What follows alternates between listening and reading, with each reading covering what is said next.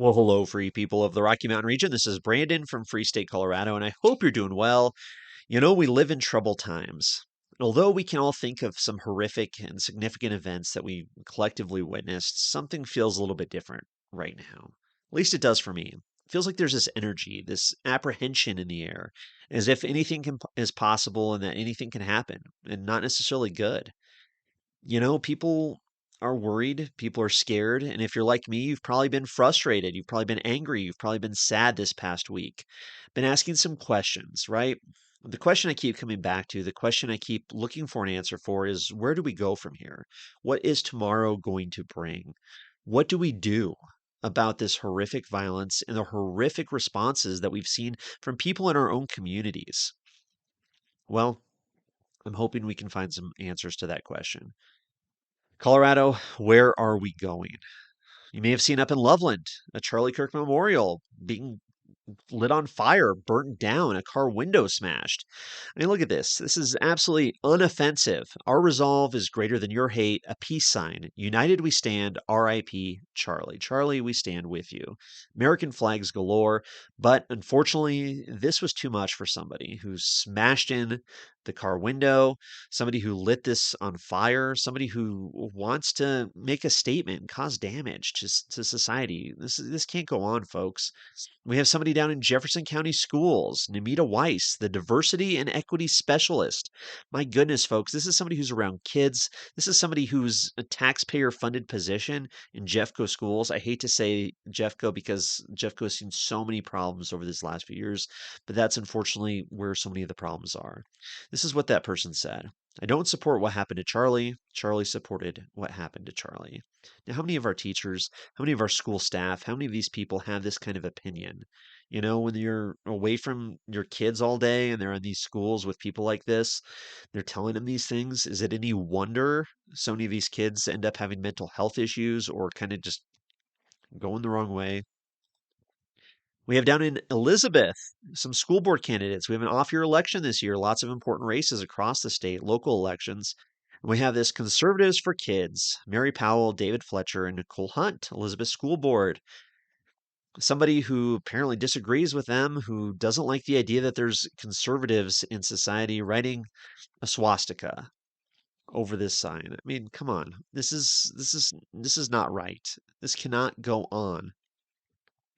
Seen State Representative Brandy Bradley, who gets a myriad of threats and angry emails, post this just recently, just very recently, saying, I'm not going to read the whole thing because it's absolutely horrendous, but it's bad stuff. You can read it for yourself. I don't want to repeat this, but these people are in our communities, folks. These people could be our coworkers, teachers at schools, neighbors, people down the street. What do we do? What do we do about this?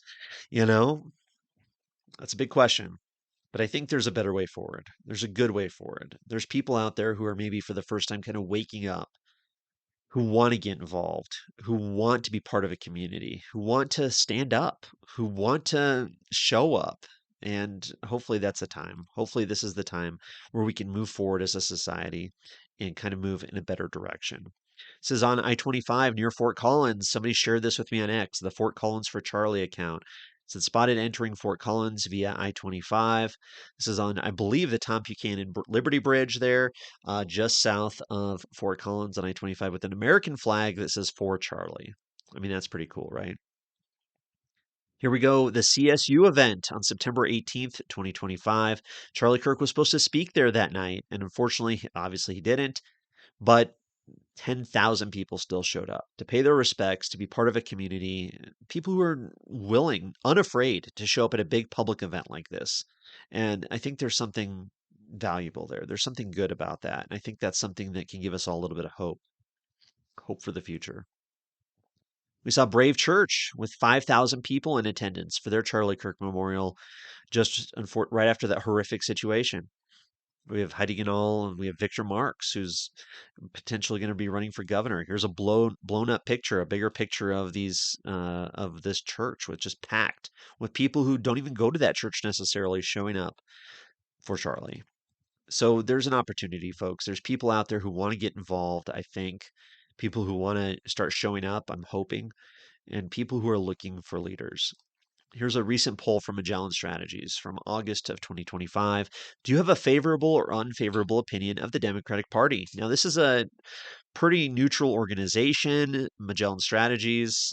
It's a it's the poll answers do not lend the idea that these people are in any way conservative, but 68% had an unfavorable opinion of the Democratic Party. Wow.